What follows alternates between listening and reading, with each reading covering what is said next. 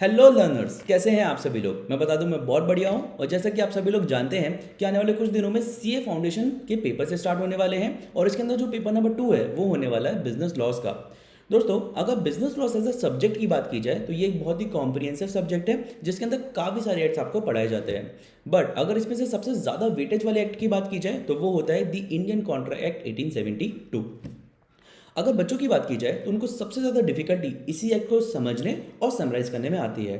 But ऐसा होता क्यों है? ऐसा इसलिए होता है दोस्तों क्योंकि ये जो एक्ट है ये 9 यूनिट्स के अंदर डिवाइडेड है और this makes it the most lengthiest act of CA foundation business laws as a subject.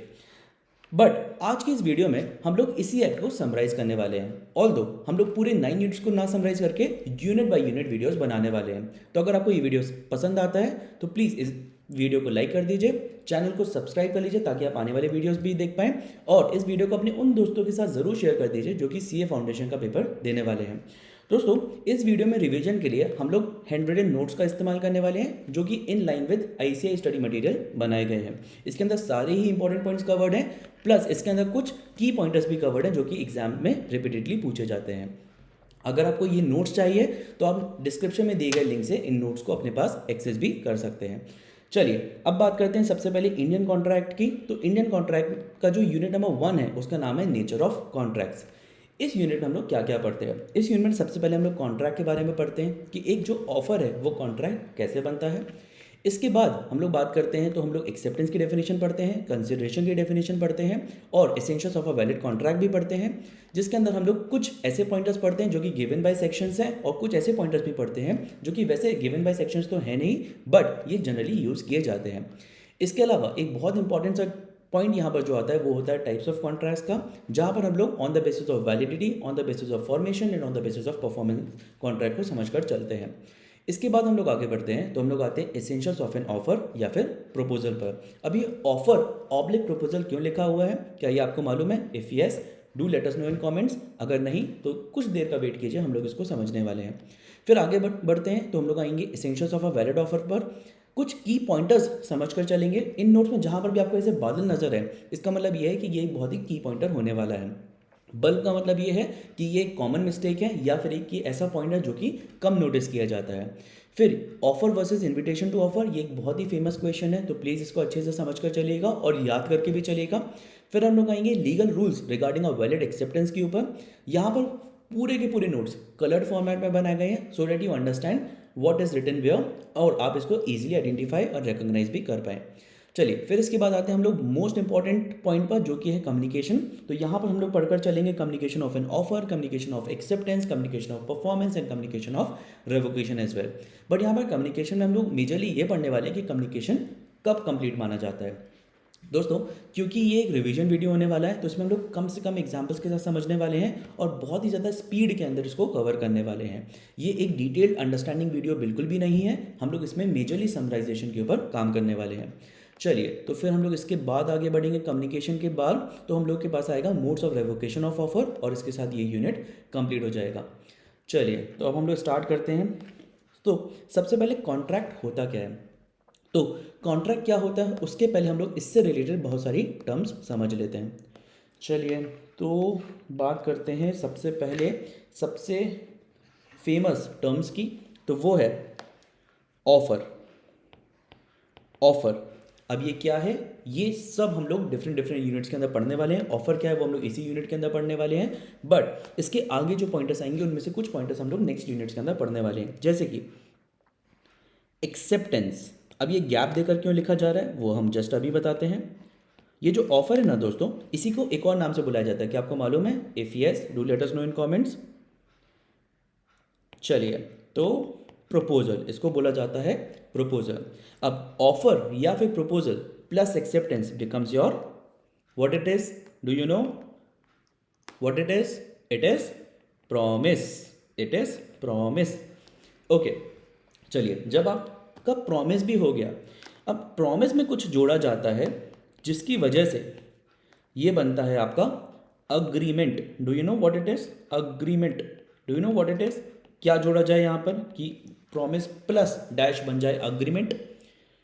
दोस्तों आपको वीडियो को पॉज करते चले जाना है, कमेंट्स करते चले जाना है, ताकि पता चलता रहे कि आपको कितना ये ऑलरेडी आता है, और इसको यूज़ करके हम लोग आगे के वीडियोस बनाते जाएंगे। चलिए, तो promise plus consideration is your agreement. Promise plus consideration is your agreement, ये आपका यूनिट नंबर 2 में डिटेल में कवर्ड है। इसके बाद बात करते हैं अग्रीमेंट में ऐसा क्या जोड़ें कि वो एक कॉन्ट्रैक्ट बन जाए। अग्रीमेंट में ऐसा क्या जोड़ें कि वो एक कॉन्ट्रैक्ट बन जाए। अग्रीमेंट में ऐसा क्या जोड़ें कि वो एक कॉन्ट्रैक्ट बन जाए। तो अग्रीमेंट में दोस्तों आपको जोड़ना पड़ेगी एनफोर्सिबिलिटी। जैसे आपने एनफोर्सिबिलिटी को जोड़ा, वो एक कॉन्ट्रैक्ट बन जाता है, और यही आपकी मेजर थीम होने वाली है। अब हम लोग इसी को एक एक करके पढ़ते चलेंगे, जहाँ जहाँ ज़रूरत पड़ेगी हम लोग इसमें रिवाइज करते चलेंगे और नए नए एग्जाम्पल्स के थ्रू उसको समझते चलेंगे। बट ये एक हमारा ब्रॉड कैटेगरी हो सकता है। दोस्तों इन नोट्स को बहुत ही ज़्यादा केयरफुली ड्राफ्ट किया गया है, तो अगर आपको लगता है कि इससे आपकी हेल्प होती है तो आप इसको ज़रूर एक्सेस कर लीजिएगा।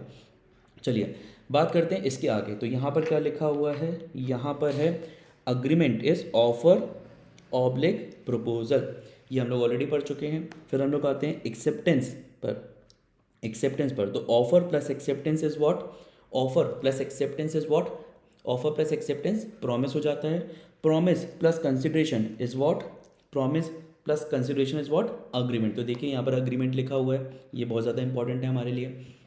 चलिए फिर कॉन्ट्रैक्ट को कैसे डिफाइन किया गया है, तो an agreement enforceable by law, हम लोगों ने पढ़ा ना, अग्रीमेंट प्लस एनफोर्सिबिलिटी। देखिए हम लोगों ने पढ़ा था अग्रीमेंट प्लस एनफोर्सिबिलिटी इस कॉन्ट्रैक्ट। तो देखिए यहाँ पर कैसी डेफिनेशन लिखी हुई है उसकी डेफिनेशन लिखी हुई है, an agreement enforceable by law becomes a contract. ठीक है, अब एनफोर्सेबल को कैसे डिफाइन किया जाता है, तो एनफोर्सेबल को डिफाइन किया जाता है giving rise to a legal obligation, anything which gives rise to a legal obligation is called as enforceable. चलिए अब यहाँ पर कुछ की पॉइंटर्स लिखे हुए हैं उसको देख लेते हैं। तो contract is what, agreement plus enforceability. इसके बाद 1+2 is promise. What is 1+2, 1 is offer oblique proposal and 2 is acceptance. तो offer plus acceptance becomes your promise, ये भी यहाँ पर हम लोगों ने कवर कर लिया है। अब बात करते हैं इसके आगे की। तो यहाँ पर every promise, contract agreement is defined as every promise and every set of promises. ये देखिए यहाँ पर हम लोगों ने बोला offer plus acceptance is promise, तो every promise and every set of promises, मतलब एक प्रॉमिस या एक से ज़्यादा भी हो सकते हैं, forming the consideration for each other. अब ये कंसिडरेशन क्या है, ये हम लोग यूनिट नंबर 2 के अंदर रिवाइज करने वाले हैं। तो अगर आप यूनिट नंबर 2 का वीडियो भी देखना चाहते हैं तो प्लीज़ इस चैनल को सब्सक्राइब कर लीजिएगा। चलिए फिर आगे बढ़ते हैं। तो यहाँ पर आता है हम लोगों का दूसरा सेंटेंस, जो कि है when the person to whom the proposal is made signifies his assent thereto. When the person to whom the proposal is made, यानी कि जिसको प्रपोजल दिया गया है, सिग्निफाइज हिज असेंट, यानी कि जब वो हाँ बोल देता है, एक्सेप्टेंस कर लेता है, signifies his assent thereto, the proposal is set to be accepted. अगर बात की जाए ये आपके कहाँ कहाँ मैंशनड है, तो ये आपकी 2 जगह पर मैंशनड है। पहला ये मैंशनड है आपका प्रॉमिस की डेफिनेशन में, पहला ये मैंशनड है आपका प्रॉमिस की डेफिनेशन में, और दूसरा ये मैंशनड है आपका एक्सेप्टेंस की डेफिनेशन में। ये 2 जगह पर आप इस सेंटेंस को यूज कर सकते हैं। फिर से पढ़ते हैं, when the person to whom the proposal is made, offer oblique proposal, right, proposal is made signifies is assent thereto, the proposal is set to be accepted. यानी कि जैसे ही जिसको प्रपोजल दिया गया अगर उसने एक्सेप्ट कर लिया तो proposal is set to be accepted and it becomes a promise. ये आपकी मॉड्यूल में 2 जगह लाइन यूज की गई है, एक प्रॉमिस की डेफिनेशन में, दूसरी एक्सेप्टेंस की डेफिनेशन में। एंड प्रॉमिस की डेफिनेशन में एक और लाइन इंपॉर्टेंट है, वो है proposal when accepted becomes a promise. ऐसे ऐसे आप इसको डिफाइन कर सकते हैं। ठीक है, फिर हम लोग आगे बढ़ते हैं। अब हम लोग पढ़ते हैं ऑफर ऑब्लिक प्रपोजल की डेफिनेशन। तो when one person signifies to another his willingness to do और to abstain from doing. Willingness to do का मतलब कि वो करना चाहता है, या फिर टू एब्सटेन यानी कि वो नहीं करना चाहता, और to abstain from doing something with a view to obtaining the assent of that other party to such act और एब्सटेंस। यानी कि या तो फिर वो करना चाहता है या फिर वो नहीं करने वाला है। To abstain from doing anything with a view to obtain the assent of the other party, दूसरे की मर्जी, दूसरे की एक्सेप्टेंस के लिए। तो सच एन एक्ट और abstinence is called as offer या फिर प्रपोजल। यानी कि अगर आप किसी के पास गए और आपने ऑफर किया कि या तो फिर आप कोई काम करोगे या फिर आप कोई काम नहीं करोगे, विद द पर्पस कि वो सामने वाला हाँ बोले, that is called as an offer और अ प्रपोजल। इसके बाद बात करते हैं एक्सेप्टेंस की। वैसे तो हम लोग ऊपर पढ़ चुके हैं, बट फिर भी एक बार देख लेते हैं। When the person to whom the proposal is made signifies is in thereto proposal is to be accepted. Acceptance का मतलब क्या है कि जिसको प्रपोजल दिया गया है, जैसे ही वो हाँ बोल देता है, एक्सेप्टेंस हो जाती है। फिर हम लोग आते हैं कंसिडरेशन में। ऑल्दो ये यूनिट नंबर 2 के अंदर बहुत ही ज़्यादा डिटेल में समराइज्ड है, बट फिर भी अगर हम लोग को यहाँ पर इसको पढ़ना हो तो हम लोग पढ़ लेते हैं। सबसे पहले when at the desire of the promisor, promisor मतलब जो कि प्रॉमिस कर रहा है, प्रॉमिस कर रहा है, ऑफर कर रहा है नहीं, प्रॉमिस कर रहा है। यानी कि अगर ए ने बी को ऑफर दिया और बी ने हाँ बोला तो यहाँ पर प्रॉमिसर होगा बी। ठीक है, तो when at the desire of the promisor the promisee और एनी अदर पर्सन, प्रोमिसी और एनी अदर पर्सन, इसका मतलब ये होगा कि कंसिडरेशन या तो वह प्रोमिसी भी पे कर सकता है या फिर कोई और पर्सन भी पे कर सकता है। ऑल्दो जैसा कि हमने बताया, इसकी ज़्यादा डिटेल्स हम लोग यूनिट नंबर 2 के अंदर डिस्कस करके चलेंगे। हैज़ डन और abstained from doing, has done और एब्सटेन्ड फ्रॉम डूइंग, डज और एब्सटेन्स फ्रॉम डूइंग। यहाँ पर एकदम सेम ही तो लग रहा है, नहीं यार बहुत ज़्यादा चेंज है। देखिए एब्सटेन्ड ईडी, एब्सटेन्स एस, और प्रोमिसेस टू डू और एब्सटेन टू एब्सटेन। यानी कि अगर देखा जाए इज के लिए तो ये है आपका, तो ये है आपका पास्ट टेंस, ये है आपका प्रेजेंट टेंस और ये है आपका फ्यूचर टेंस। तो ये तीनों ही कवर किए गए हैं। हैज डन और एब्सटेन्ड फ्रॉम डूइंग, डज और abstains from doing, promises to do or abstain from doing something, such an act or abstinence or promise is called as consideration। ये हम लोग पहले भी पढ़ चुके हैं। चलिए, तो यहाँ तक हम लोग का कवर हुआ। अभी तक हम लोगों ने क्या क्या किया? हम लोगों ने कॉन्ट्रैक्ट, एक ऑफर एक कॉन्ट्रैक्ट कैसे बनता है वो समझा, हम लोगों ने एक्सेप्टेंस की डेफिनेशन समझी, हम लोगों ने प्रॉमिस की डेफिनेशन समझी, हम लोगों ने ऑफर की डेफिनेशन समझी, हम लोगों ने कंसिडरेशन की डेफिनेशन को भी समझा। ठीक है, अब बात करते हैं कुछ इंपॉर्टेंट पॉइंटर्स की। तो agreement is wider than contract, true और false? So the answer is true. Agreement is wider than contract, then the answer is true. But sir agreement wider कैसे हो गया? तो दोस्तों ये चीज़ समझने की कोशिश करना कि यहाँ पर जब आप अग्रीमेंट की बात करते हो ना, तो यहाँ पर एक बहुत ही ज़्यादा फेमस सेंटेंस है। ओके, बताइएगा कौन सा वाला सही है। हम दो सेंटेंस लिख रहे हैं। ऑल अग्रीमेंट्स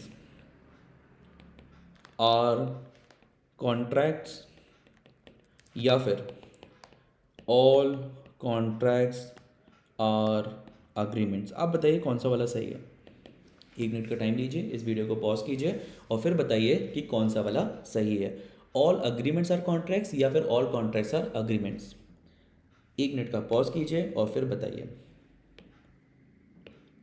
तो दोस्तों आई एम अज्यूमिंग कि आपने अभी तक आंसर कर दिया होगा। तो ये बता दें कि सेकंड वाला सेंटेंस सही है, फर्स्ट वाला सेंटेंस गलत है। एंड इसी वजह से द इंडियन कॉन्ट्रैक्ट में एक बहुत ही फेमस सा क्वेश्चन भी आता है जिसमें लिखा जाता है, ट्रू और फॉल्स में भी आता था, और ये भी आप बता सकते हो कि यहाँ पर डिस्क्रिप्टिव टाइप क्वेश्चन में भी आ सकता है। तो ये आता है all contracts are agreements but all agreements are not contracts. क्या ये स्टेटमेंट सही है? बिल्कुल, एंटायरली ये स्टेटमेंट सही है। अब क्यों है? देखिए दोस्तों, जब एक अग्रीमेंट होता है ना, तो अग्रीमेंट को कॉन्ट्रैक्ट बनने के लिए, अग्रीमेंट को कॉन्ट्रैक्ट बनने के लिए एनफोर्सिबिलिटी की ज़रूरत होती है, एनफोर्सिबिलिटी की ज़रूरत होती है। अब आप बताइए, अगर एनफोर्सिबिलिटी नहीं रही तो क्या एक अग्रीमेंट कॉन्ट्रैक्ट बन पाएगा? बिल्कुल भी नहीं। तो कौन सा नंबर ज़्यादा होगा? से इंडिया में 100 अग्रीमेंट साइन हुए, उसमें एनफोर्सिबिलिटी केवल 40 को मिली, तो कॉन्ट्रैक्ट कितने बन पाएंगे? सिर्फ और सिर्फ 40 बन पाएंगे। ये आपको ध्यान रखने की ज़रूरत है। तो that's why agreement is wider in scope than contract. ये आपको ध्यान रखना चाहिए। ठीक है, चलिए आगे बढ़ते हैं। फिर हम लोग आते हैं यहाँ पर। ओके, अब दूसरे सेंटेंस पर आते हैं। तो all controls are all contracts are agreements but all agreements are not contracts. तो क्या ये ट्रू है? बिल्कुल, ये एकदम ट्रू सेंटेंस है। चलिए अब हम लोग आते हैं essentials of a valid contract पर। ऑल्दो एक कॉन्ट्रैक्ट के बारे में अब तक हम लोग काफ़ी कुछ जान चुके हैं, बट ये भी जानना ज़रूरी है कि इसके अंदर कौन कौन से एलिमेंट बहुत ज़्यादा इंपॉर्टेंट होते हैं। तो जो पहला एलिमेंट है वो है फ्री कंसेंट, यानी कि कॉन्ट्रैक्ट में जो एक्सेप्टेंस दी गई है ना, वो फ्री कंसेंट से आनी चाहिए, फ्री कंसेंट से आनी चाहिए। फ्री कंसेंट हम लोग कहाँ पर पढ़ने वाले हैं, हम लोग यूनिट नंबर 3 के अंदर पढ़ने वाले हैं, अदर एलिमेंट के अंदर फ्री कंसेंट के बारे में पढ़ने वाले हैं। हम लोग वहाँ पर जाकर ये पढ़ने वाले हैं कि कौन कौन से इवेंट्स में फ्री कंसेंट नहीं बोली जाएगी, ठीक है। तो हम लोग एक नेगेटिव प्लेस पढ़ने वाले हैं। फिर इसके बाद it should be made bye parties competent, तो ये भी हम लोग पढ़ने वाले हैं आने वाली यूनिट्स में कि कब बोला जाएगा कि parties are incompetent. For a lawful consideration, तो एक लॉफुल कंसिडरेशन क्या होता है, ये यूनिट नंबर 2 का पार्ट होने वाला है। विद अ लॉफुल ऑब्जेक्ट, अब ये अलग से कहीं पर कवर्ड नहीं है, बट लॉफुल ऑब्जेक्ट मतलब जिस पर्पस के लिए कॉन्ट्रैक्ट किया जा रहा है वो लॉफुल है। And not expressly declare to be void, ये भी हम लोग आने वाली यूनिट्स के अंदर पढ़ने वाले अलग से, not expressly declare to be void. But कुछ essentials of a valid offer दिए गए हैं, कुछ essentials of a valid contract दिए गए हैं, वो हम लोग यहाँ पर पढ़ लेते हैं। कुछ हैं जो गिवन बाय सेक्शन 10 है, कुछ हैं जो गिवन बाय सेक्शन 10 नहीं है। एग्जाम में सबसे ज़्यादा वेटेज हम लोग को गिवन बाय सेक्शन 10 को देना है, और अगर हम लोग एडिशनल पॉइंट्स लिखना चाहते हैं तो हम लोग वो पॉइंट्स भी लिख सकते हैं जो नॉट गिवन बाय सेक्शन 10 है, मॉड्यूल के अंदर mention and don't worry about it. चलिए, तो गिवन बाय सेक्शन 10, तो ऑल कॉन्ट्रैक्ट्स के अंदर बात की जाए, कॉन्ट्रैक्ट के अंदर क्या क्या एसेंशियल एलिमेंट्स होते हैं। It should be an agreement, सबसे पहली बात तो अग्रीमेंट हम लोगों ने पढ़ ही लिया। फ्री कंसेंट जैसा कि बात की यूनिट नंबर 3 के अंदर कवर होने वाला है। कॉम्पिटेंसी, ये भी हम लोग बात करने वाले यूनिट नंबर 3 के अंदर। लॉफुल कंसिडरेशन यूनिट नंबर 2 के अंदर। लीगल ऑब्जेक्ट, यानी कि जिस भी पर्पस से कॉन्ट्रैक्ट बनाया जा रहा है वो लॉफुल होना चाहिए। Not explicitly declare to be void, ये भी हम लोग unit number 2 and further units के अंदर पढ़ने वाले हैं। फिर आते हैं नॉट गिवन बाय सेक्शन 10 पे, तो एटलीस्ट 2 पार्टीज होनी चाहिए। सिंपल सी बात है, कॉन्ट्रैक्ट 2 पार्टीज के बिना हो ही नहीं सकता, जब तक कि ऑफर ना हो और एक्सेप्टर ना, ऑफर ना हो और एक्सेप्टर ना हो, तब तक कि कॉन्ट्रैक्ट हो ही नहीं सकता है। फिर बात करते हैं intention to create legal relationship, their intention should be to create legal relationship. हम लोगों ने बात की कि एनफोर्सिबिलिटी के बिना तो कोई कॉन्ट्रैक्ट वैलिड वैसे भी नहीं होता। फिर बात करते हैं फुलफिलमेंट्स ऑफ लीगल फॉर्मेलिटीज़, यानी कि जो भी लीगल फॉर्मेलिटीज़ हैं, सिग्नेचर रिलेटेड, विटनेस रिलेटेड, वो सारी की सारी फुलफिल होनी चाहिए। सर्टिनिटी ऑफ मीनिंग, यानी कि वैग नहीं होना चाहिए, कॉन्ट्रैक्ट किस चक्कर में हो रहा है, किस चीज़ के लिए हो रहा है, वो एकदम क्लियर होना चाहिए, सर्टेन होना चाहिए। वैग कॉन्ट्रैक्ट यानी कि जिसका पर्पस ही डिसाइडेड नहीं है, ऐसा कोई कॉन्ट्रैक्ट अलाउड ही नहीं है। फिर हम लोग बात करते हैं पॉसिबिलिटी ऑफ परफॉर्मेंस की, तो ये हम लोग यूनिट नंबर 4 के अंदर जाके पढ़ने वाले हैं परफॉर्मेंस। बट अभी के लिए हम आपको इतना बता सकते हैं कि जिस भी पर्पस से कॉन्ट्रैक्ट किया जा रहा है वो पॉसिबल होना चाहिए कि हाँ ये पर्पस फुलफिल किया जा सकता है, तो पॉसिबिलिटी ऑफ परफॉर्मेंस। बात करते हैं गिवन बाय सेक्शन 10, तो agreement, free consent, competency, lawful consideration, legal object, not expressly declare to be void. Not given by section 10, 2 parties होनी चाहिए, intention to create legal relationship होना चाहिए, फुलफिलमेंट्स ऑफ लीगल फॉर्मेलिटीज होना चाहिए, certainty of meaning होना चाहिए, that is it should not be वेग, and possibility of performance होना चाहिए, जो कि हम लोग यूनिट नंबर 4 के अंदर जाकर पढ़ने वाले हैं। अब आते हैं हम लोग एक बहुत ही इंपॉर्टेंट सा क्वेश्चन पे, जो कि हमेशा ऑलमोस्ट हर पेपर में आपको मिलता है, वो है टाइप्स ऑफ कॉन्ट्रैक्ट्स के बारे में। यहाँ पर आकर अगर बात की जाए तो टाइप्स ऑफ कॉन्ट्रैक्ट्स हम लोग कुछ बेसिस पर देखते हैं, तो on the basis of validity और एनफोर्सिबिलिटी देखते हैं हम लोग, on the basis of formation देखते हैं, and on the basis of performance देखकर चलते हैं। अगर बात की जाए on the basis of validity या फिर एनफोर्सिबिलिटी, तो कॉन्ट्रैक्ट डिवाइडेड है in the form of valid, void, voidable, illegal and unenforceable. फिर से बात करते हैं valid, void, voidable, illegal and unenforceable के बारे में।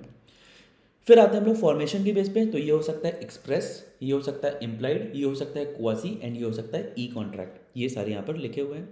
इसके बाद बात करते हैं परफॉर्मेंस बेस्ड, तो यहाँ पर एग्जीक्यूटेड हो सकता है, एग्जीक्यूटरी हो सकता है, और ये जो एग्जीक्यूटरी है ये भी फर्दर डिवाइडेड है यूनिलेटरल में या फिर बायलेटरल के अंदर। इतना सब यहाँ पर दिया हुआ है। चलिए तो हम लोग जल्दी से इसको पढ़ लेते हैं। सबसे पहले बात करते हैं एक वैलिड कॉन्ट्रैक्ट की। एक वैलिड कॉन्ट्रैक्ट कौन सा कॉन्ट्रैक्ट होता है? एक वैलिड कॉन्ट्रैक्ट एक ऐसा कॉन्ट्रैक्ट होता है जो कि बाइंडिंग भी होता है। Binding by the word binding I mean legally binding होता है, बाइंडिंग भी होता है और इन्फोर्सेबल भी होता है। फिर बात करते हैं वॉइड कॉन्ट्रैक्ट की। वॉइड कॉन्ट्रैक्ट की, तो ये वॉइड कॉन्ट्रैक्ट होता है ऐसा कॉन्ट्रैक्ट जो सीजर्स टू बी एनफोर्सेबल, यानी कि इसको अब एनफोर्स नहीं करवाया जा सकता, इस कॉन्ट्रैक्ट को बोलते हैं वॉइड। अगर कोई कॉन्ट्रैक्ट साइन ही ऐसा हुआ था कि वो शुरू से ही नहीं करवाया जा सकता, तो उसको बोलते हैं वॉइड एब इनिशियो। ये भी आपने कहीं ना कहीं सुना होगा, वॉइड एब इनिशियो। जैसे कि माइनर के साथ जो कॉन्ट्रैक्ट्स होते हैं वो वॉइड एब इनिशियो होते हैं, वो शुरू से ही अनएनफोर्सेबल होते हैं। फिर बात करते हैं वॉइडेबल की, तो वॉइडेबल के बारे में लिखा हुआ है enforceable at the option of one और मोर पार्टीज। एक पार्टी है या फिर कॉन्ट्रैक्ट में अगर ज़्यादा पार्टीज हैं तो एक या एक से ज़्यादा पार्टीज की इच्छा पर अगर चाहे तो इसको इन्फोर्स करवाया जा सकता है, बट अगर दूसरी पार्टी चाहे तो उसको कैंसिल करवा सकती है। यहाँ पर हम लोग बहुत सारे कॉन्ट्रैक्ट्स पढ़ने वाले आने वाले यूनिट्स में, जहाँ पर हम लोग बोलेंगे कि वो वॉइडेबल है जैसे कि अभी हम लोगों ने फ्री कंसेंट की बात की थी। फ्री कंसेंट अगर नहीं होती है कुछ केसेस में, तो वहाँ पर कॉन्ट्रैक्ट वॉइडेबल हो जाता है, यानी कि कोई पार्टी चाहे तो एनफोर्स, कोई एक पार्टी चाहे तो एनफोर्स करवा सकती है, या फिर कोई पार्टी चाहे तो कैंसिल उसको करवा सकती है मे। ओके, फिर बात करते हैं इलीगल। इलीगल कॉन्ट्रैक्ट ऐसा कॉन्ट्रैक्ट होता है जिसकी इजाज़त लॉ नहीं देता, law forbids to make such contracts, illegal contracts. फिर बात करते हैं अनएनफोर्सेबल कॉन्ट्रैक्ट की, तो ये किसी ना किसी टेक्निकल डिफेक्ट की वजह से एनफोर्स नहीं कर पाए जा सकते, मतलब ये इलीगल नहीं है, ये वॉइड भी नहीं है, वॉइडेबल भी नहीं है, बट कुछ ना कुछ यहाँ पर ऐसा है जिसकी वजह से वो कॉन्ट्रैक्ट जो है वो अनएनफोर्सेबल हो गया। फिर बात करते हैं on the basis of formation की, तो यहाँ पर आता है express contract, implied contract, quasi contract and E contract. Express contract ऐसा जो एक्सप्रेसली बोलकर किया जाए, एक्सप्रेसली बोलकर किया जाए। अब एक्सप्रेसली बोलकर का मतलब क्या है, ये ईदर बाय वर्ड्स भी हो सकता है और इन राइटिंग भी हो सकता है।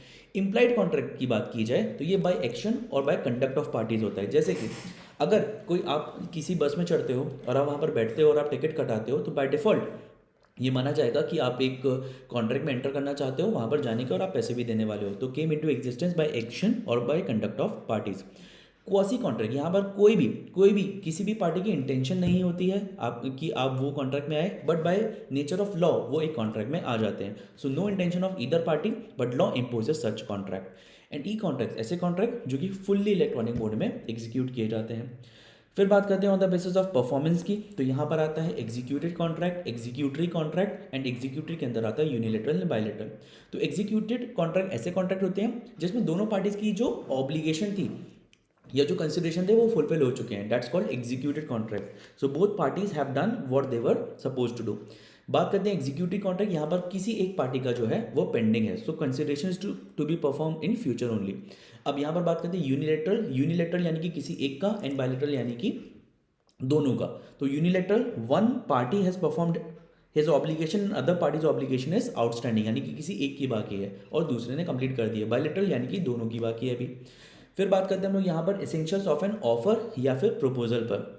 अगर आप चाहें तो यहाँ पे वीडियो को पॉज करके 2 मिनट का ब्रेक ले सकते हैं, बट क्योंकि ये एक यूट्यूब का वीडियो है तो हम लोग इसको आगे बढ़ाते हैं। आप चाहें तो आप यहाँ पर एक पॉज लेकर 2 मिनट का ब्रेक ले सकते हैं।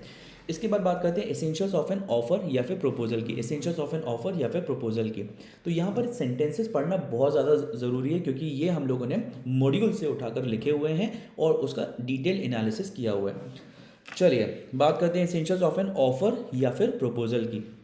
तो यहाँ पर है party making the offer must express his willingness to do और नॉट टू डू, यानी कि टू डू और abstain from doing, right, we have studied this, to do और not to do something. Offer के लिए क्या है, किसी एक पार्टी का दूसरी पार्टी को विलिंगनेस होना चाहिए, एक्सप्रेसली विलिंगनेस कम्युनिकेट होना चाहिए, विलिंगनेस ईदर टू डू और नॉट टू डू समथिंग। फिर आते हैं विलिंगनेस पर, दूसरे पॉइंट पर। So the willingness must be expressed with a view to obtain the assent, यानी कि ऐसा बेवजह का विलिंगनेस नहीं बताना है, हमारा इंटेंशन ये होना चाहिए कि सामने वाला हाँ बोले, to with a view to obtain the assent of the other party to whom the offer is made. इसके बाद बात करते हैं तीसरा, so an offer can be positive as well as negative. हम लोगों ने बात की ना, पॉजिटिव यानी कि टू डू समथिंग और नेगेटिव यानी कि नॉट टू डू समथिंग, ये तीनों होना चाहिए। फिर से एक बार पढ़ लेते हैं। So party making the offer must express his willingness to do और नॉट टू डू समथिंग। दूसरा, the willingness must be expressed with a view to obtain the assent of the other party, यानी कि सिर्फ ऐसे ही नहीं बोलना है, दूसरे वाले का एक्सेप्टेंस लेने के तौर पर बोलना है कि आप चाहते हो दूसरा वाला एक्सेप्ट करे, उसको हाँ बोले। An offer can be positive as well as negative. ये वही रिपीटेड पॉइंट्स हैं बट यहाँ पर लिखे हुए थे और इसलिए इसको समराइज करना बहुत ज़्यादा ज़रूरी था। अब बात करते हैं essentials of a valid offer की। Essentials of a valid offer एक बहुत ही इंपॉर्टेंट सा टॉपिक है, तो प्लीज़ इसको अच्छे से पढ़िएगा। हम लोग एक एक पॉइंट को रीड करने वाले हैं और जहाँ पर भी आपको लगे प्लीज़ कमेंट पे अपनी क्वेरीज को ज़रूर छोड़िएगा। चलिए, capable of creating legal relations, ये तो हम लोग पहले ही डिस्कस कर चुके हैं कि ऑफर वही होना चाहिए जो कि capable of creating legal relations हो। ऐसा कोई ऑफर होना ही नहीं चाहिए जहाँ पे लीगल रिलेशंस की विलिंगनेस ना हो कि लीगल बाइंडिंग कॉन्ट्रैक्ट बने। It must be certain, definite and not वैग, ये भी हम लोग डिस्कस कर चुके हैं कि जो ऑफर होता है वो सर्टेन होना चाहिए, डेफिनेट होना चाहिए, वैग नहीं होना चाहिए। Must be communicated to the offer, अब ये कम्युनिकेशन जो है ये एक्सप्रेस वे में भी हो सकता है, इम्प्लाइड वे में भी हो सकता है। Must be made with a view to obtaining the assent of the other party, इस मंशा से होना चाहिए कि दूसरा वाला हाँ बोले। मे be conditional, may be conditional, अच्छा मस्ट बी कंडीशनल क्या, बिल्कुल भी नहीं। मे be conditional, offer may be conditional मतलब कोई एक कंडीशन आप लगा सकते हो कि ये रहे तो ही आप हाँ बोलें, अदरवाइज ना बोलें, may be conditional. Okay, should not contain a term non compliance of which would amount to acceptance, यानी कि ऐसा कुछ नहीं होना चाहिए कि अगर तुमने एक हफ्ते के अंदर हाँ नहीं बोला तो मैं मान लूंगा कि तुमने एक्सेप्ट कर लिया है, ऐसा बिल्कुल भी नहीं होना चाहिए। It should not contain a term non compliance of which would amount to acceptance, यानी कि ऐसा बिल्कुल भी नहीं होना चाहिए कि आपने ऑफर लेकर और आपने बोला कि अगर तुमने एक हफ्ते या एक महीने के अंदर मना नहीं किया तो मैं मान लूंगा कि तुमने हाँ बोल दिया, ऐसा बिल्कुल भी नहीं चलेगा दोस्तों। चलिए फिर आते हैं मे be either specific or general. अब यहाँ पर हम लोग जब टाइप्स ऑफ ऑफर्स के बारे में पढ़ेंगे ना, तो हम लोग इसको और डिटेल में समराइज कर पाएंगे कि it may be either specific or general in nature. चलिए फिर आते हैं हम लोग may be express or implied. May be express or implied हम लोग पहले ही पढ़ चुके हैं। फिर offer is different from a mere statement of intention and invitation to offer. अच्छा, इन्विटेशन टू ऑफर क्या होता है वो हम लोग आगे समझने वाले हैं, बट ये सेंटेंस को बहुत अच्छे से समझते हैं, बहुत सारे बच्चों को इस सेंटेंस को समझने में इशू आता है। तो चलिए, offer is different from a mere statement of intention, इससे डिफरेंट होना चाहिए, मतलब सिर्फ एक स्टेटमेंट ऑफ इंटेंशन, आपने सिर्फ ऐसा बोला कि मैं ऐसा करना चाहता हूँ, that is not an offer. And invitation to offer, आपने बोला कि तुम मुझे ऑफर दो, क्या ये मैंने तुम्हें ऑफर दिया? बिल्कुल भी नहीं। अ मेयर कम्युनिकेशन ऑफ इन्फॉर्मेशन, आपने सिर्फ कुछ बात बताई कि यार मैं ढूंढ रहा हूँ कि कोई मुझे आकर गाड़ी के लिए ऑफर करे, या फिर मैं ऑफर करता हूँ कि यार मैं गाड़ी 2 लाख रुपए में बेचना चाहता हूँ। आपने सिर्फ कम्युनिकेशन किया, आपका कोई मंशा ऐसा नहीं था कि सामने वाला हाँ बोले। तो ये कम्युनिकेशन ऑफ इन्फॉर्मेशन बस हो गया। अब प्रॉस्पेक्टस, अब कई बार क्या होता है ना, जब आईपीओ आ रहा होता है या एफपीओ आ रहा होता है तो प्रॉस्पेक्टस इशू किया जाता है। बहुत सारे लोगों को लगता है कि यार कंपनी तो ये ऑफर दे रही है, बिल्कुल नहीं, कंपनी ऑफर नहीं दे रही, वो एक प्रॉस्पेक्टस, एक इन्फॉर्मेशनल डॉक्यूमेंट है। एंड एन एडवर्टीजमेंट, अगर एडवर्टीजमेंट भी दिया है तो उसको ऑफर बिल्कुल भी कंसिडर नहीं किया जाता है। चलिए अब आते हैं, offer must be distinguished from an answer to a question. अगर किसी ने कोई क्वेश्चन पूछा और आपने उसको आंसर कर दिया, that is not an offer, different होता है ये। फिर statement of price is not an offer, ये वो सेंटेंसेस हैं जो जनरली आपसे मिस हो जाते हैं, इसलिए उसको बादल के अंदर भी लिखा गया है और बल्ब के साथ भी लिखा गया है। So a statement of price is not an offer, यानी कि अगर आपने सिर्फ प्राइस बताया तो उसको ऑफर नहीं माना जाएगा। फिर offer can be made by an act or abstinence, offer can be made by an act or abstinence, एक इंपॉर्टेंट लाइन है, यानी कि आप कुछ काम करके या फिर कुछ काम ना करके बता सकते हो कि आपने ऑफर दिया है। चलिए अब आते हैं एक इंपॉर्टेंट पॉइंट पर, offer versus invitation to offer. Offer versus invitation to offer के अंदर आते हैं। So an offer is definite and capable of converting an intention into a contract, यानी कि ऑफर में अगर आप एक्सेप्टेंस जोड़ दो तो वो आपका प्रॉमिस बन जाएगा, उसमें अगर आप कंसिडरेशन जोड़ दो तो वो अग्रीमेंट बन जाएगा, और उसमें अगर आप एनफोर्सबिलिटी जोड़ दो तो वो एक कॉन्ट्रैक्ट बन जाएगा। यानी कि ऑफर के अंदर इतनी ताकत होती है कि वो एक कॉन्ट्रैक्ट में बन सकता है, provided certain conditions are fulfilled. But अगर एक इन्विटेशन की बात की जाए, इन्विटेशन टू ऑफर की बात की जाए, तो ये होता है circulation of an offer, that is an attempt to induce offers. जैसे कि अगर टेंडर्स निकाले जाते हैं तो टेंडर्स में ऑफर दिया नहीं जाता है, टेंडर में ये बोला जाता है कि आप आएँ और हमको ऑफर दें, फिर जब हम हाँ बोलेंगे तभी एक्सेप्टेंस बनेगा और फिर आगे जाकर कॉन्ट्रैक्ट में कन्वर्ट हो सकता है। So circulation of an offer that is an attempt to induce offer. अगर टेंडर की बात की जाए वो एक इन्विटेशन टू ऑफर होता है। ये क्वेश्चन बहुत ही ज़्यादा स्टार मार्क कर लीजिएगा, क्योंकि एग्जाम में रिपीटेडली कई बार आता रहता है, तो आपको प्लीज़ इस क्वेश्चन को अच्छे से समझ कर चले जाना है। अगर आपको इससे रिलेटेड और भी एग्जाम्पल्स चाहिए तो प्लीज़ आप कमेंट कर दीजिएगा, हम लोग इसको डिटेल में डिस्कस ज़रूर कर लेंगे। अच्छा, अगर आप चाहते हैं कि हम लोग आपकी किसी भी तरीके से और भी हेल्प करें तो प्लीज़ आप नीचे दिए गए नंबर, जो कि डिस्क्रिप्शन में नंबर दिया गया है, उस पर आप कॉल भी कर सकते हैं, मैसेज भी कर सकते हैं, और किसी भी तरीके से कांटेक्ट कर सकते हैं, और हम लोग आपकी सारी क्वेरीज को रिजॉल्व कर देंगे। चलिए अब बात करते हैं legal rules regarding a valid acceptance. अभी हम लोगों ने ऊपर क्या पढ़ा, ये सब सेम ही तो लग रहा है, बिल्कुल नहीं। यहाँ पर हम लोगों ने बोला था essentials of a valid offer के बारे में, उसके ऊपर जाएँ तो हम लोगों ने बोला हुआ था essentials of a valid contract के बारे में। ये है एसेंशियल्स ऑफ अ वैलिड ये है essentials of a valid contract. अगर यहाँ पे बात की जाए तो ये है हमारा एसेंशियल्स ऑफ एन ऑफर और प्रपोजल। बट अब हम लोग, और ये था essentials of a valid offer, but अगर यहाँ पर आकर बात की जाए तो ये है legal rules regarding a valid acceptance. यहाँ पर जो भी बात होगी वो पूरी पूरी एक्सेप्टेंस के बारे में होगी, और वैसे ही हम लोग आगे भी बढ़ने वाले हैं। ठीक है, चलिए अब बात करते हैं हम लोग लीगल रूल्स की। तो legal rules regarding a valid acceptance, legal rules regarding a valid acceptance. अच्छा दोस्तों, इसके अंदर जितने भी टॉपिक्स समराइज किए गए हैं ये वही टॉपिक्स हैं जो कि आपके एग्जाम के लिए बहुत ज़्यादा रेलिवेंट हो सकते हैं। अगर किसी वजह से आपको लगता है कि आपको किसी और टॉपिक की अंडरस्टैंडिंग चाहिए जो कि यूनिट नंबर 1 में है बट इन नोट्स में कवर्ड नहीं है, तो प्लीज़ आप नीचे दिए गए कमेंट सेक्शन में कमेंट कर दीजिएगा, हम लोग उससे रिलेटेड भी आपके साथ डिस्कशन कर लेंगे और ज़रूरत पड़ने पर एक वीडियो भी बना देंगे। चलिए बात करते हैं legal rules regarding a valid acceptance पर। तो यहाँ पर आता है acceptance can be given only by person to to whom the offer is made. यानी कि अगर ए ने बी को ऑफर दिया हुआ है तो केवल और केवल बी ही एक एक्सेप्टेंस दे सकता है, और दे तो कोई और भी सकता है, बट एक वैलिड एक्सेप्टेंस तभी मानी जाएगी जब बी उसको हाँ बोले। ठीक है, फिर आगे बढ़ते हैं। Acceptance must be absolute and unqualified, यानी कि ऑफर तो क्वालिफाइड हो सकता है, ऑफर विद कंडीशनल हो सकता है, ऑफर विद कंडीशंस हो सकता है, बट एक्सेप्टेंस कंडीशनल नहीं होनी चाहिए। जो एक्सेप्टेंस है वो अनक्वालिफाइड होनी चाहिए, फ्री फ्रॉम ऑल कंडीशंस होनी चाहिए। यानी कि आप कोई कंडीशन लगा कर नहीं बोल सकते कि अगर आपने ये चेंज कर दिया तो मैं एक्सेप्ट करता हूँ, ऐसा नहीं होना चाहिए। अगर आपको हाँ बोलना है तो येस मीन्स येस, आपको कंप्लीटली हाँ बोलना है। फिर बात करते हैं एक्सेप्टेंस मस्ट बी कम्युनिकेटेड, यानी कि ऐसा नहीं होगा कि आपने मन ही मन सोच लिया कि हाँ मैं तो हाँ बोलता हूँ तो उसको एक्सेप्टेंस मान लिया जाए, नहीं, एक्सेप्टेंस मस्ट बी कम्युनिकेटेड, बताना पड़ेगा कि आप हाँ बोलते हो। इसके बाद आता है acceptance must be in prescribed mode. अगर ऑफर में लिख गया है कि हाँ तभी मानी जाएगी जब आप एक रिटन लेटर साइन करके देंगे या रिटन लेटर लिख कर देंगे, तभी एक्सेप्टेंस मानी जाएगी। तो एक्सेप्टेंस तभी मानी जाएगी जब आप उसी फॉर्मेट में रिस्पॉन्ड करें जिस फॉर्मेट में एक्सेप्टेंस को मांगा गया है। अगर आपने किसी भी तरीके से दूसरे मोड में रिस्पॉन्ड किया तो उसको एक वैलिड एक्सेप्टेंस नहीं माना जाएगा। फिर आते हैं acceptance must be given with in reasonable time. अब कई बार तो ऑफर के अंदर लिखा होता है कि आप 7 दिन के अंदर हाँ बोलें, बट कई बार नहीं भी लिखा होता। इन दैट केस आपको रीजनेबल टाइम के अंदर एक्सेप्टेंस दे देनी चाहिए। रीजनेबल टाइम क्या होता है, that depends on the case. अच्छा, क्या ऐसा हो सकता है कि ऑफर में ऐसा लिखा जाए कि अगर आपने इतने 7 दिन के अंदर एक्सेप्ट नहीं किया तो एक्सेप्टेंस मान लेंगे? हम लोगों ने अभी पढ़ा, अगर आपको याद है तो प्लीज़ कमेंट सेक्शन में लिख दीजिए, क्या ऐसा हो सकता है? बिल्कुल भी नहीं, ऐसा नहीं हो सकता है। चलिए फिर बात करते हैं mayor silence is not acceptance. अगर आप साइलेंट थे तो सामने वाला उसको हाँ नहीं मान सकता, ये ध्यान रखिएगा, ये बहुत ही इंपॉर्टेंट सा पॉइंट हो जाता है। ऑल्दो अगर प्रीवियस कंडक्ट से ऐसा प्रूव हो चुका है कि आप हाँ तभी बोलते हो, आप जब साइलेंट होते हो तब आपकी हाँ होती है, तो फिर ये ज़रूर इंपॉर्टेंट हो जाता है। ऐसा आपकी मॉड्यूल में ही लिखा हुआ है, unless proven by previous conduct.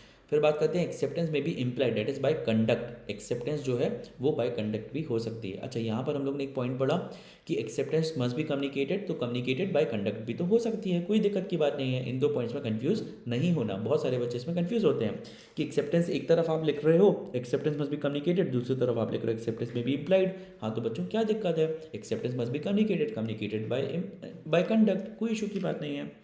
चलिए इसके बाद हम लोग आते हैं कम्युनिकेशन पर। तो ये एक बहुत ही इंपॉर्टेंट सा टॉपिक है हमारा कम्युनिकेशन। बट कम्युनिकेशन क्योंकि चैप्टर में जब हम लोग मॉड्यूल में जाते हैं तो बड़े सारे टॉपिक दिए गए हैं, तो कई बार इसको समराइज करने में डिफिकल्टी आती है। तो हम लोग यहाँ पर आते हैं और हम लोग एक बार ये समझ लेते हैं कि कम्युनिकेशन कौन कौन से दिए गए हैं आपके सिलेबस में। तो आपके सिलेबस में जो सबसे पहले दिया गया है वो है communication of an offer. Communication of an offer कब कंप्लीट होगा? Communication of acceptance, communication of performance and communication of revocation. ये 4 आपके सिलेबस में दिए गए हैं, जो कि हम लोग communication of an offer, communication of N acceptance, communication of performance, communication of revocation के फॉर्म में जाकर पढ़ने वाले हैं। ठीक है, चलिए तो सबसे पहले बात करते हैं कम्युनिकेशन ऑफ एन ऑफर की। So communication of an offer is complete when it comes to the knowledge of the person to whom it is made. Communication of an offer is complete when it comes to the knowledge of the person to whom it is made. यानी कि अगर ए ने B को offer दिया तो communication कब complete मानी जाएगी? जब it comes to the knowledge of B. ये ध्यान रखिएगा आप लोग। अभी हम लोग बाकी का भी पढ़ लें, फिर हम लोग एक एग्जाम्पल से इसको समझ लेंगे। चलिए फिर आते हैं, अच्छा यहाँ पर एक एग्जाम्पल लिखा हुआ है वो हम लोग थोड़ा सा बाद में पढ़ते हैं। फिर हम लोग आते हैं कम्युनिकेशन ऑफ एन एक्सेप्टेंस पर। कम्युनिकेशन ऑफ एन एक्सेप्टेंस जो है वो है मोड्स, उसमें डिवाइडेड है कि मोड्स ऑफ कम्युनिकेशन क्या क्या हो सकते हैं, when it is completed. When का मतलब होगा व्हेन इट इज कंप्लीटेड। ये बाय डिफॉल्ट आप लोग मान के चलें, जब हम लोग व्हेन बोल रहे हैं तो इसका मतलब है कि when the communication is when it is completed. ये बहुत ज़्यादा इंपॉर्टेंट हो जाएगा हम लोगों के लिए। ठीक है, चलिए अब हम लोग आते हैं बाय एक्ट। मोड कौन कौन से हो सकते हैं कम्युनिकेशन ऑफ एक्सेप्टेंस के? तो यहाँ पर बाय एक्ट भी हो सकती है, जैसा कि हम लोग पढ़ चुके हैं। बाय ओमिशन भी हो सकती है, क्या कि कोई काम नहीं किया, फोरबियरेंस किया तो भी। अच्छा, silence is not omission. Silence, आप चुप रहे, इसका मतलब ये नहीं है कि आपने ओमिट किया है, तो वैसे एक्सेप्टेंस नहीं मानी जा सकती। ऑल्दो हम लोगों ने अभी पढ़ा कि साइलेंस को कब एक्सेप्टेंस माना जा सकता है, जब proven by previous conduct, otherwise नहीं माना जा सकता। फिर आते हैं बाय कंडक्ट, ये हम लोगों ने अभी अभी पढ़ा कि बाय एक्शन हो सकती है, जैसे बोर्डिंग अ बस। ठीक है, अब आते हैं व्हेन। तो व्हेन इट इज कंप्लीटेड, तो अगेंस्ट प्रपोजल इसमें लिखा हुआ है when it is put in the course of transmission to him so as to be out of power of acceptor to withdraw the same. यानी कि ए ने B को भेजा, तो ऑफर का कम्युनिकेशन कब कंप्लीट हुआ? जब it comes to the knowledge of B. जब बी ने एक्सेप्टेंस भेजा तो इसमें दो पार्ट्स निकल कर आएंगे, against proposer, against acceptor. B के लिए कब कंप्लीट होगा, when it comes to the knowledge of A. और कम्युनिकेशन ऑफ एक्सेप्टेंस ए के लिए कब कंप्लीट होगा, when it is put in the course of transmission to him by B and it goes beyond the power of B to withdraw the same. तो यहाँ पर बात करते हैं एक एग्जाम्पल के साथ छोटा सा। अगर ए ने बी को ऑफर दिया, तो ऑफर का कम्युनिकेशन कब complete, when it comes to the knowledge of B, comes to the knowledge of B. But जब बी ने एक्सेप्टेंस दिया तो यहां पर दो पॉइंटर्स निकल के आते हैं। जब बी ने एक्सेप्टेंस दिया तो यहां पर दो पॉइंटर्स निकल के आते हैं। पहला पॉइंटर होगा अगेंस्ट एक्सेप्टर यानी कि बी, एंड दूसरा पॉइंट होगा अगेंस्ट प्रोपोजर यानी कि ए। तो it is completed against acceptor यानी कि B when it comes to the knowledge of, when it comes to the knowledge of A. And proposer यानी कि जिसको एक्सेप्टेंस भेजी जा रही है उसके लिए कब कंप्लीट होगा, when it is put in transmission, in the course of transmission to him, transmission to A and moves beyond power of B, moves beyond power of B to withdraw, moves beyond power of B to withdraw. ठीक है, ये हम लोग को ध्यान रखना है। ये नॉर्मल सी राइटिंग में इसलिए लिखा जा रहा है क्योंकि ये सिर्फ एक समरी के तौर पर है। चलिए तो एक बार फिर से पढ़ लेते हैं। Against proposer when it is put in the course of transmission so as to be out of power of acceptor to withdraw the same, acceptor withdraw नहीं कर पाता। And against acceptor when it comes to the knowledge of the proposer. फिर बात करते हैं communication over phone की। Communication over phone की तो यहाँ पर contract is complete when the acceptance is receive by the offeror. Offeror को जब पता चल जाए, ऑफरी को नहीं। यहाँ पर कुछ लोग ऑफरी पढ़ रहे होते हैं तो यहाँ पर ध्यान रखिए ऑफरर है, ये ऑफरी बिल्कुल भी नहीं है, इसको ध्यान रखिए, ये ऑफरर है, ऑफरी नहीं है। Contract is complete when the acceptance is receive by the offeror, not offeree. ठीक है, इसको ध्यान रखिएगा प्लीज, ये इंपॉर्टेंट सा पॉइंट है। फिर बात करते हैं कम्युनिकेशन ऑफ परफॉर्मेंस की। तो कम्युनिकेशन ऑफ परफॉर्मेंस कब कंप्लीट होता है, सेम एज एक्सेप्टेंस, जैसे कि हम लोग ने यहाँ पर पढ़ा अगेंस्ट प्रोपोजर अगेंस्ट एक्सेप्टर, वैसा ही होता है communication of performance, same to same चलता है। कम्युनिकेशन ऑफ रेवोकेशन यहाँ पर पूरा उल्टा हो जाता है। अब दोस्तों ये जो वर्ड है ना रेवोकर या रिवोकी, ये कहीं पर भी लॉ में नहीं लिखे हुए, प्लीज़ इसको इस्तेमाल ना करें। सेंडर एंड रिसीवर भी कहीं नहीं लिखे हुए, प्लीज़ इसको इस्तेमाल ना करें। तो इसको लिखना कैसे, इसको लिखना है against the person to whom the revocation is made and against the person who has made the revocation, ऐसे कर कर आपको एग्जाम के अंदर इसको लिखना है। फॉर ईज ऑफ अंडरस्टैंडिंग हम लोगों ने इसको रेवोकर, रेवोकी या सेंडर या रिसीवर लिखा हुआ है।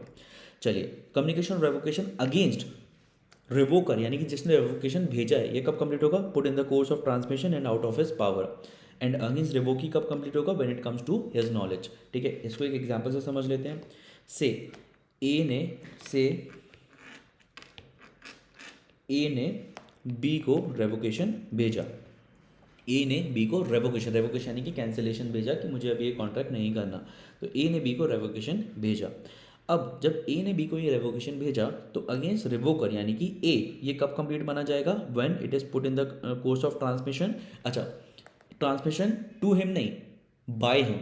यहाँ पर सेम लॉजिक ना लगाए, रेवोकेशन इसने भेजा है तो रेवोकेशन इसने भेजा है तो यहाँ पर बाय हिम होगा, put in the course of transmission by him and moves out of his power. And B के केस में when it comes to his knowledge. ठीक है, अच्छा एक चीज़ बताइए, ए ने बी को एक्सेप्टेंस भी भेजा और एक्सेप्टेंस भेजने के बाद उसको लगा कि यार मुझे ना ये कॉन्ट्रैक्ट नहीं करना, उसने रेवोकेशन भी भेज दिया और ये सेम डे पर जाकर पहुंचा। बताइए किसको माना जाए कि कौन सा वैलिड है, एक्सेप्टेंस वैलिड है या फिर रेवोकेशन वैलिड है। रेवोकेशन वैलिड है, डेफिनेटली वो बाद में निकला होगा, चाहे वो सेम डे पर पहुंचा हो तो रेवोकेशन वैलिड हो जाएगा। चलिए, if the revocation telegram arrive or at the same time with the letter of acceptance the revocation is absolute, that is effective. फिर बात करते हैं कॉन्ट्रैक्ट ओवर टेलीफोन के ऊपर। तो ऑफरी, कॉन्ट्रैक्ट ओवर टेलीफोन पे बात हो रही है, तो offeree must make it sure that is acceptance is receive by the offeror. ये ऑफरी की जिम्मेदारी है। जैसे ए ने बी को ऑफर दिया, यहाँ पर लिख लेते हैं हम लोग, ए ने बी को ऑफर दिया और बी ने एक्सेप्टेंस दिया, तो बी की ये जिम्मेदारी है, बी की यहाँ पर ये जिम्मेदारी है कि वो ये इंश्योर करे कि ए ने उसकी एक्सेप्टेंस को सुन लिया है। Onus is on B. Again offeree must make it sure that is acceptance is receive by the offeror. इसके बाद बात करते हैं modes of revocation of offer की। तो कैसे कैसे ऑफर को रिवोक किया जा सकता है, तो by notice of revocation, notice देकर किया जा सकता है।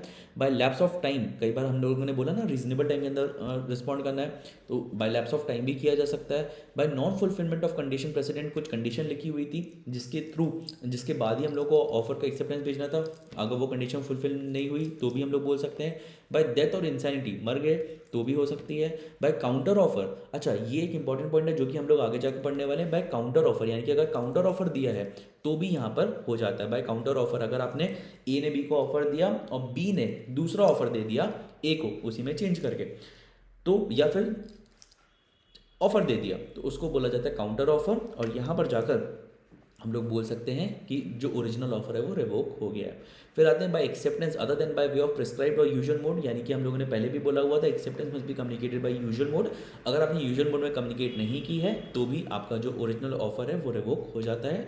एंड बाय सब्सिक्वेंट इलीगैलिटी, मतलब बाद में ऐसा कुछ हो गया कि वो इलीगल कॉन्ट्रैक्ट हो गया तो भी वो रिवोक हो जाता है। इसके साथ हमारा यूनिट नंबर 1 के जितने भी इंपॉर्टेंट पॉइंटर्स है वो कवर हो जाते हैं। इसमें कुछ पॉइंटर्स डेफिनेटली छूटे हुए हैं, अगर आपको लगता है कि वो आपके लिए इंपॉर्टेंट है या फिर आपको उसको पढ़ना है तो आप नीचे दिए गए कमेंट सेक्शन में उन टॉपिक्स का नाम लिख सकते हैं and we will definitely get in touch, और ज़रूर पढ़ने पर उसकी वीडियो भी बना दी जाएगी।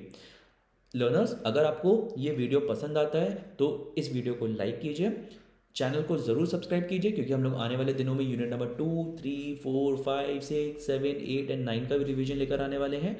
और इस वीडियो को अपने उन दोस्तों के साथ ज़रूर शेयर कर दीजिए जो कि सीए फाउंडेशन की पढ़ाई करने वाले हैं, एंड स्पेशली उनके साथ तो ज़रूर कर दीजिए जो कि जनवरी में पेपर देने वाले हैं। इसके बाद बात की जाए इन नोट्स की, अगर आपको ये नोट्स पसंद आते हैं और आप इनको एक्सेस करना चाहते हैं तो नीचे डिस्क्रिप्शन में लिंक दिया गया है, वहाँ से आप इन नोट्स को एक्सेस कर सकते हैं। इसके अलावा अगर आपकी कोई भी क्वेरी रह जाती है तो प्लीज़ आप उसको कमेंट सेक्शन में लिख दें, आपकी क्वेरी को ज़रूर रिजॉल्व करवा दिया जाएगा। हमारा जो कॉन्टैक्ट नंबर है वो नीचे डिस्क्रिप्शन बॉक्स में लिखा हुआ है, आप चाहें तो हमें कॉन्टैक्ट कर सकते हैं। With this we close our session. Thank you so much.